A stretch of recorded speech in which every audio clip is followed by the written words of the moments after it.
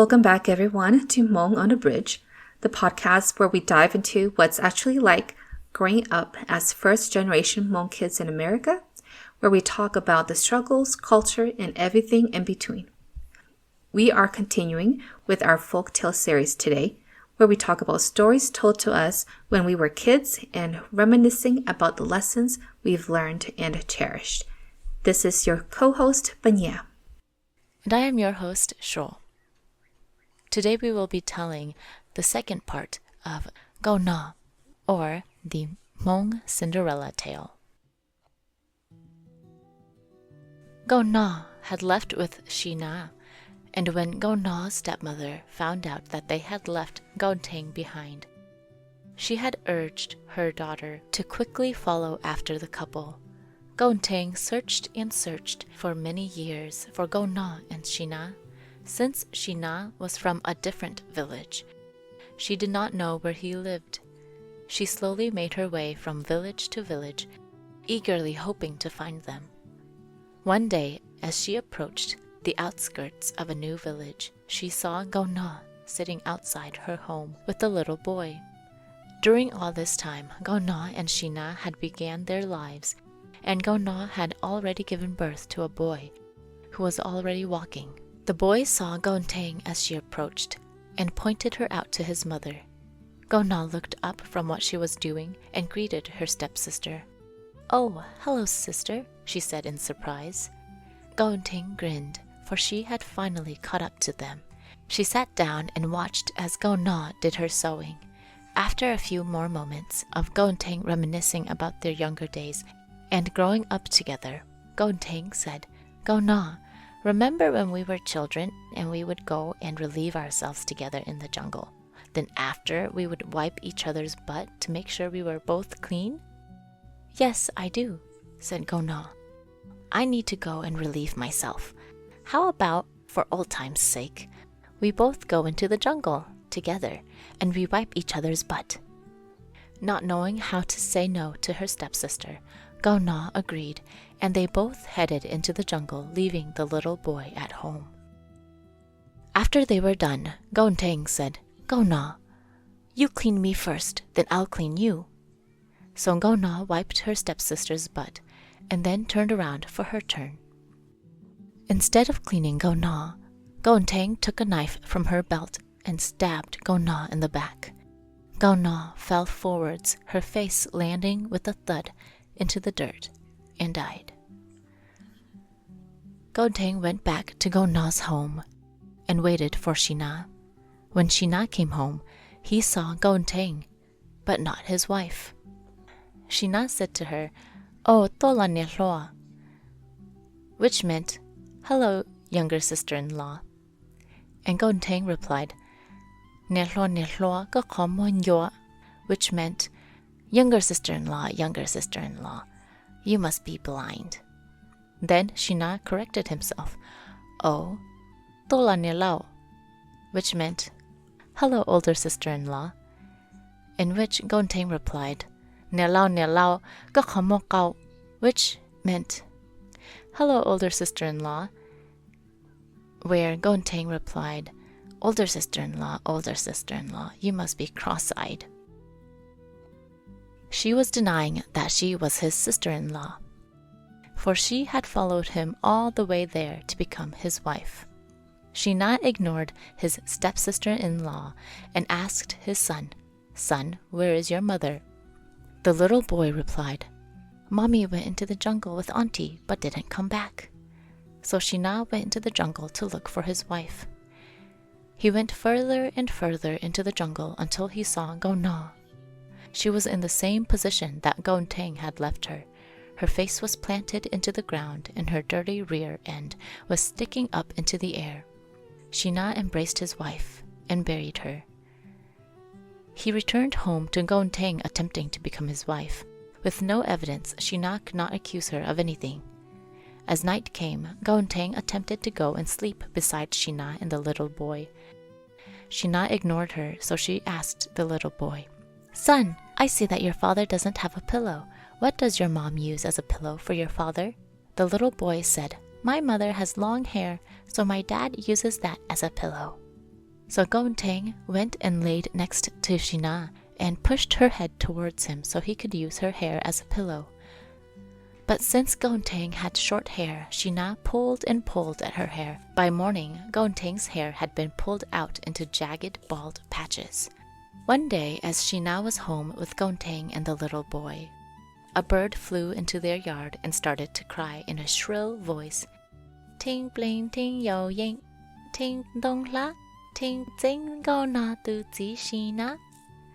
Ting bling ting yo ying, ting dong la, ting zing go na tu zi Shina. Which can be translated to, Gonteng wears her sash and stole Go na's Shina. Gonteng wears her beads and stole Go na's lover.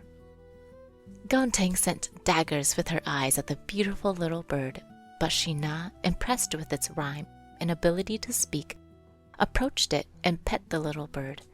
He put her in his palms and took her inside, keeping her as his pet. Every day the bird would say the same rhyme over and over again. One day, as Shina went out to work, the bird started to sing out to Gonteng.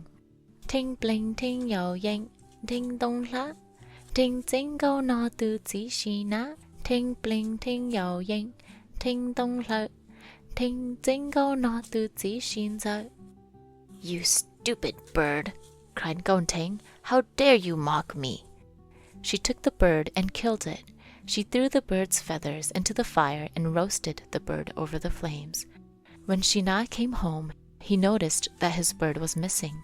He asked Gonteng where it had gone, and Gonteng replied that she had eaten it. Shocked and angry, Shina demanded to know where she had thrown the feathers. Gonteng pointed to the pile of ashes near the fire pit. The feathers had burnt into ashes. Don't you dare touch or throw those ashes out, he instructed Gonteng.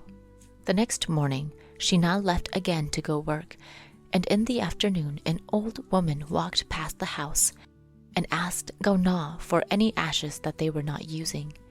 And Gonteng ignored her instructions from Shina and gave all the ashes from the fire pit to the old woman.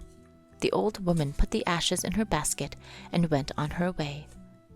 The old woman put the ashes in a sifter when she got home. She sifted all the ashes that she had collected, and at the bottom of the sifter was a beautiful ring.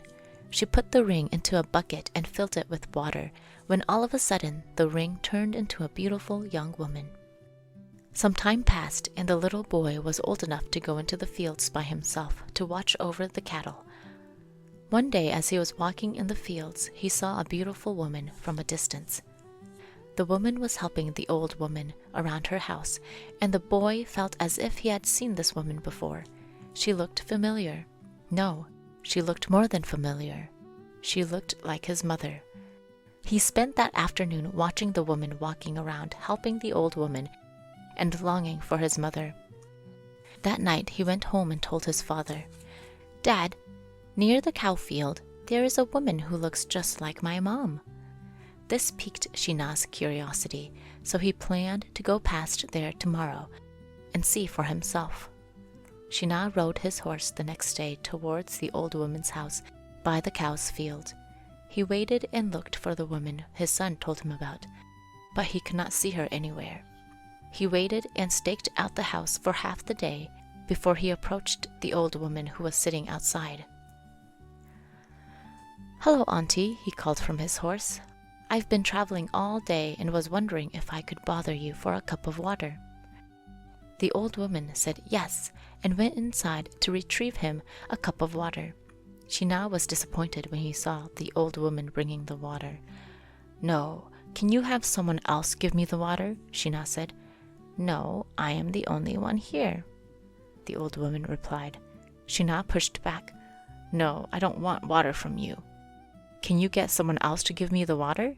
He said, straining his neck to see inside her house. No, son, just take this water, the old woman said and handed the cup towards Shina. I don't want the water from you. Can you please just have someone else give me the water? Shina asked again. The old woman was tired of arguing with him, so she went back inside, and after a while, A beautiful young woman accompanied the older woman, a cup of water in her hands. Shina was shocked to see that he was looking at the face of his wife. Everything about the woman was a mirror of Nkauj, from her stature to her hands and her face. As she handed the cup to Shina, he quickly took her hand and swung her up onto his horse and rode away with her. On the way home, Nkauj and Shina talked about what had happened from the time Nkauj found them and the present. They began plotting ways to rid themselves of Nkauj. She had proven to be stubborn and was not willing to leave them alone. Nkauj came back and resumed her role as Shina's wife and the mother of his child. One day, Nkauj filled a large basin with water. She called out to Nkauj, "Nkauj, come here, hurry, look into this water basin. There's a whole village in there and they are having a celebration." "What are you talking about?" questioned Nkauj. She made her way to where Nkauj was. "Hurry, I see them playing drums and blowing their instruments. It's such a large celebration," Nkauj exclaimed. Nkauj hurried and looked into the basin filled with water. "I don't see anything," she said. "Look closer," Nkauj urged. Nkauj looked closer and gripped the side of the basin. "Look closer, lean in a bit more so you can see the bottom of it," said Nkauj. Nkauj leaned over the basin and stuck her head in. "Where?" she said. At that moment, Nkauj pushed Nkauj into the basin. Nkauj fell in with a splash and drowned. Nkauj and Shina wrote to Nkauj's mother, saying that her daughter was ill. Before the stepmother arrived, they tied up a pig and placed it into Nkauj's bed. When the stepmother arrived, she brought with her her young son. She wanted to see Nkauj, but as she approached the pig that was tied up in Nkauj's bed, the pig squealed and wiggled under its blankets. "Stepmother, don't open Nkauj's covers, for she is very ill. Can't you hear her squealing in pain?" Nkauj and Shina told her. So the stepmother did not look at her daughter carefully and thought the pig was her daughter. Nkauj and Shina proceeded to cook Nkauj and fed her to her mother. When it was time for the stepmother and the young brother to leave, Nkauj packed the breasts of Nkauj into the stepmother's pack. Nkauj walked with the stepmother and younger brother until they reached the edge of town. Once the stepmother was farther away, Nkauj said, "Non ting gai din ting mi gai gun tao," which meant, "Eat Ting's meat, carry Ting's breasts in your pack." And the little brother looked up at his mom and said, "Mom, did you hear that?" Nkauj said, "We ate Nkauj and are carrying her breasts." The stepmother looked at him and said, "What? I didn't hear what she said." And the stepmother continued walking. Then Nkauj said it again, "Non ting gai din ting mi gai gun tao." And the little brother looked back up at his mother and said, "Mother, she said it again." So this time the stepmother took down her bamboo basket she was carrying and looked inside at the packed lunch that Nkauj had given them. She unwrapped it, and inside was the breasts of Nkauj. "How dare you feed me my daughter and then make me carry her breasts?" the stepmother cried out in anguish. She took the packs and threw them into the surrounding jungle and cursed, "May you never be able to live in peace." And the trees of the jungle began to fall and spread around Nkauj. The road back to her house was blocked by falling branches and trees that had shot up into the sky. Shina saw what was happening and took his axe with him, chopping down a tree at a time, trying to clear a path to Nkauj. He chopped and chopped, clearing away the debris and branches all day and night. But by the next morning, the trees had regrown in place of the ones he had chopped up. It was futile, and the family was separated. Unable to be together, Shina turned into flax to keep grounded near the jungle, and Nkauj turned into nectar, which was abundant in the jungle. Their son turned into a hummingbird who would fly back and forth between his parents and would go and drink the nectar from his mother whenever he missed her. After a year, the trees that had grown around the path had started to die and rot. Nkauj turned back into a human along with her son and returned to Shina, who was now a tall plant of flax. His roots had grown too deep into the earth, and as Go-na tried to free him, his roots would ache and he would cry out, "Go-na, stop it! It hurts too much." And so the couple and their son lived this way until their end. The end.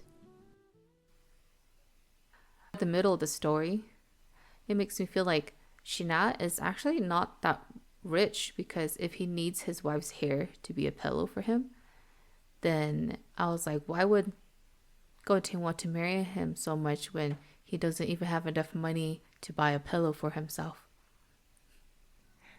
Actually, I thought that was more of their love for each other. You think? It wasn't because they didn't have money for a pillow. It was because they had so much love for another that let's just use my hair. Because he wanted to be close to his wife. I thought that was romantic in a way.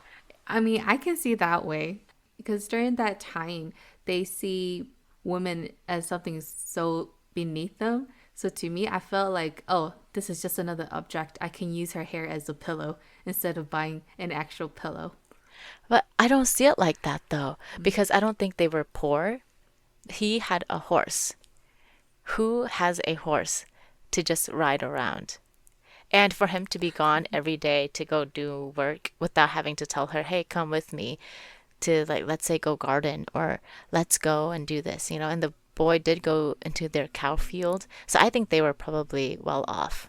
It was just a matter of romantic gestures between the couple. But listening to the story, I do remember when I was little, and I was like, one day my husband will sleep on my hair too. I did too. I thought I wanted to try it so bad. And I was like, but then I was thinking that having hair that long, and then I was trying to sleep on my own hair when I was younger, it didn't feel comfortable. So I was like, my husband's not going to be comfortable sleeping on my hair. It does not seem sustainable for the long run. Yeah. Yeah, I remember one time trying to fold my hair back onto itself to see if I could make it into a pillow, and it wasn't really that comfortable. No, hair is not comfortable to sleep on. That's why I think it was more romantic. It was just loving gestures between the couple, and it wasn't for comfort. Loving gestures. Yeah. That's why he didn't want to sleep on Gontang's hair. He did try. He was pulling and pulling because she has short hair. At least that's all I remember. I don't think he was using Gontang's hair because he needed to, but she was offering her hair to him, and he was mad at her because I think he knows that she did something to his wife, and he was pulling and pulling, not because he wanted to sleep on her hair, but he was like kind of like grabbing her and be like, how dare you, I'll torture you now. I feel like part 1 was very focused on Go-na, and part 2 was focused on Go-na, but it had a lot of Gontang in it too. And I felt like it was more of her side of the story in a way, because she was there actively doing so much compared to Go-na just having things happen to her. Yeah, in part 1, it was the mom that was actively doing things. And then part 2, it reflects that the daughter is exactly like the mom. Or maybe, exactly, I was about to say, or maybe even worse, but the mom did kill the first wife when she was a cow. And Go-ting is exactly like her mother. And it just shows that it kind of makes that saying, the apple, what is it? The apple doesn't fall far from the tree. Yeah, exactly. But Go-na went back and did the same thing. She did. Because Shina and Go-na were just as bad as the antagonists. They ended up doing the same exact thing. It was just revenge after revenge after revenge. If you think about it, the whole story, even from part 1 and part 2, everything is about deception. In the beginning, where they were eating the rice, one of the competitors decepted the whole group by pouring in cold water, which I wouldn't say he was cheating, since there wasn't really a rule like that, but that was like a sneaky way to win. And then the second wife was deceiving her husband to destroy Go-na's ball of yarn to kill the first wife. And then Gona kind of, you can say Gona kind of was a little sneaky too, always telling when they were still at the New Year's, and Gona would tell Shina to go grab her water and then she will run away. I could see that was a little bit of deception too, because she keeps running away from him. And then when they were eating food, and though Shina was moving all of the food around, I can see that that was also a deception. So it's just like one deception after another, after another, after another. So this whole story, I feel like the only person who was innocent was the first mom. But how we were saying how the apple doesn't fall far from the tree, we can't say that with Gona too. If she had just forgiven Gonteng and just went on living with her life, then I would say that phrase is correct from Gona's point of view, right? Because she was just like her mom. She was just able to let it go and allow whatever happened to her just happen to her, so that she could protect her daughter, right? Because that was the only way she could protect Gona. But then she went and killed Gonteng too. So that kind of reflect of how she is kind of similar to the second wife in a way, and I can see why, because her mother as a cow, there was no way for her to kind of raise her in a way. So she was raised by her stepmother who treated her that way, and she had lived her whole life being treated that way, where in the end she ended up being the same person that her stepmother was. Yes, she was influenced a lot by her stepmother's attitude. And even though she did not act like that when she was under her stepmother's thumb, she picked up on that bad behavior and acted upon it. And I remember when I was small, I was always so mad at this Cinderella story because I wanted the Disney ending. But when mom told us this ending, I remember being very upset. Why, after all this time that she was abused, she was tortured and killed, in the end, she didn't really have that happy ending that we wanted her to have. And I remember asking mom the reason why we didn't have like a Disney ending for our Hmong Cinderella. From what mom told me was the reason why it ended this way was because for the respect of our elders. No matter how terribly our elders treated us, we should not take revenge against them.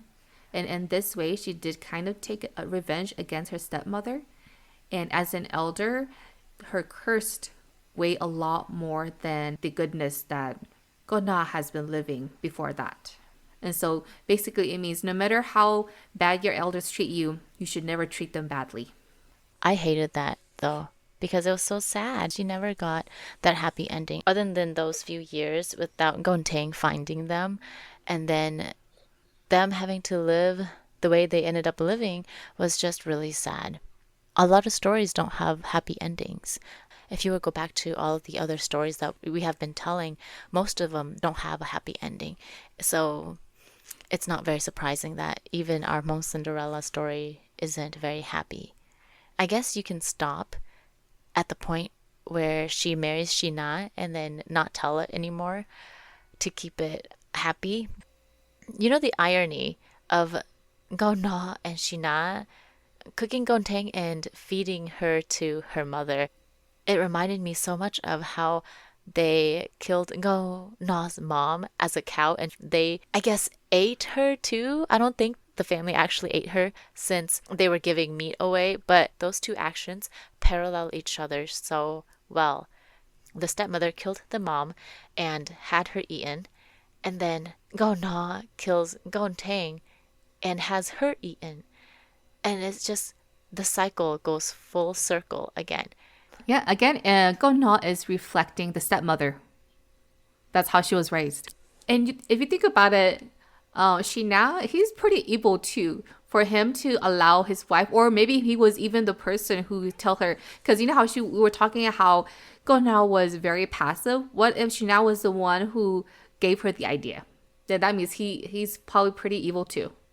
I don't know. I don't know if it was his idea or if it was her idea, but Shina could have driven Gonteng away anytime. Maybe this was like the turning point for Gona. She finally snapped and she became evil. Because Gona was the one that pushed Gonteng into the basin. No one can make you do that. I don't think Shina was there to be like, push her. She must have done it. I think she did it herself. You think she did But herself? And then he loved her yeah, so much that he just helped her. it was a joint decision, I believe. But it's wild. It's a wild story. It's such a beautiful story in the beginning in a way. Mystical, magical with the mom and being the cow. And then it ends in such a horrific Yeah. way. Oh, now that we were talking about parallelism, the mom, she was transformed into a cow, and then Gona was transformed into a bird. So there's a lot of transformation, and even in the end, they transform into the flax, the hummingbird, and the bee. Is that what was it? The flax, or the flower and the bee? Flax, mom just said jinda, which is Nectar. nectar. So I just think maybe any kind of nectar anywhere Yeah. because it's easy access for the son who is a hummingbird.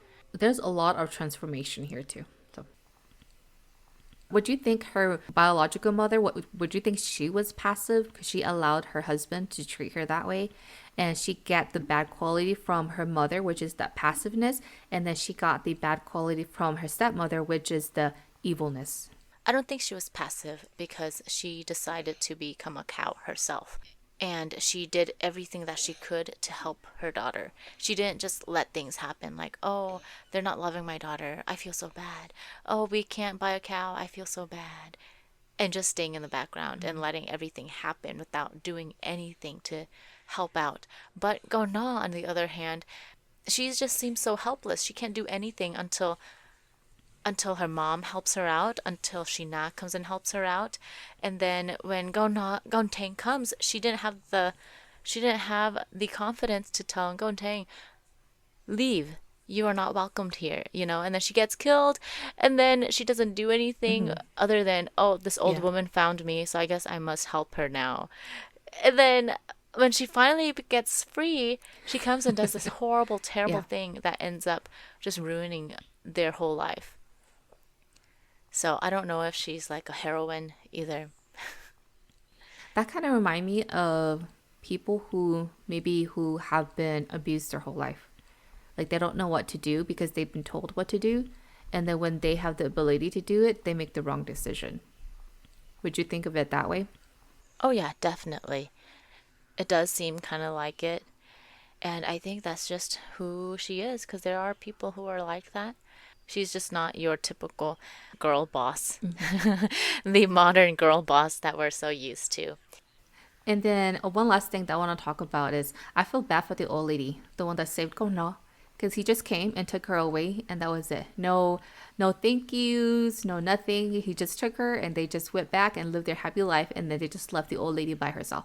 I feel kind of bad for her too. Mom was telling me that the reason why they grab ashes was because they use ashes to dye clothes. And that's why she was sifting the ashes and she was able to put the ring into like a basin of water because that's what they do with the ashes. And for her to be so old but still be working in a way, or maybe she's not working, maybe she's just dyeing clothes for herself. But I do feel bad because she found something or someone that could help her, and then and then she was hiding her too. She was She hiding knew. go yes, she was hiding go na, and she didn't want go she not to like see her because she knew that go na's beautiful. And here she not comes and just takes her away, and we never hear about her again. Yeah, do you agree with the lesson where we must respect our elders no matter what, even if they've, abused us? So basically, like what mom used to tell me, It reminds me of the saying, the customer is always right. Because the customer is not always right. There are certain things that happen, and sometimes the customer is not right. Sometimes they're very, very wrong. And I feel the same way about the story's lesson about no matter what happens, you must respect your elders. I get the point of you must respect your elders, and I do respect my elders. But if they're going to try to destroy my life and be evil, I don't think that they deserve that kind of respect. I'm not going to go and destroy them, but I'm not going to just sit down and allow them to continue to destroy my life. And I'm not gonna go and like I said, destroy them like how Gona did. But I don't really agree with the whole umbrella term of no matter what happens, you must obey. You must respect your elders, even if they are evil and cruel and out to get you. Especially in the context of what the stepmother did. But yeah, how about you? What are your feelings about that lesson from the story? This social construct and social hierarchy of elders and descendants, I do see the importance of us as descendants respecting our elders. For example, if you look at our older grandmas, a lot of their husbands passed away early, and a lot of them can decide to get married. And when they do, in the Hmong culture, they have to leave their children behind. But I see a lot of grandmas who did not, and they remained with their children for the rest of their lives because they love them, knowing that if they did leave and marry another husband, maybe the family that they leave their children behind might not love them, because we do see that in a lot of stories and especially a lot of movies. If you look at Hmong movies, there's always that. And the reason why there is always family who don't love orphan children is because I do believe that that really does happen. And so if you look at that, as a descendant, I would respect those older women. But then if you see of other elders who all they do is use their power and use their authority to abuse children, to abuse their loved one, for me, I feel like that does not deserve respect. I'm not going to go and do bad things to them, but I'm not going to stand idly and let them abuse me. We hope you liked our retelling of the Gona story. It is a story filled with so much love between parent and child, as well as love between a man and wife. But the story also demonstrates the evils that lurk in the hearts of humans. The story of Gona is truly a classic. Thank you for being here with us. And please like, subscribe, and follow us on our social media accounts to stay up to date on the latest podcast episode.